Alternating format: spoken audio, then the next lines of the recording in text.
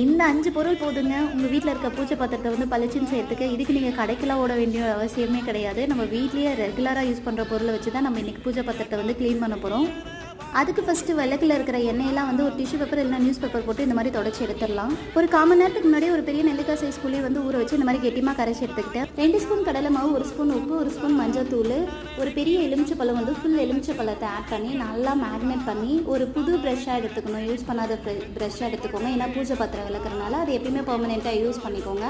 Brush போட்டு நல்லா மைல்டாக தேய்ச்சோம்னாவே அதில் இருக்க அழுக்கெல்லாம் போகிறது நமக்கு நல்லாவே தெரியும்.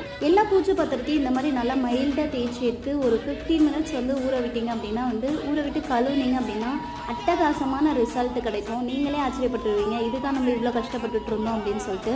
பார்த்தீங்க அப்படின்னா எல்லா பூஜை பாத்திரமும் நல்லா பளபளன்னு இருக்குது. நல்லா வாஷ் பண்ணதுக்கப்புறம் ஒரு துணி போட்டு நல்லா தொடச்சி எடுத்தோம்னா இருக்கிற பிசு பிசும் போயிடும். ட்ரை பண்ணி பார்த்து எப்படி இருந்ததுன்றதை மறக்காமல் கமெண்ட் பண்ணுங்கள். பாய்.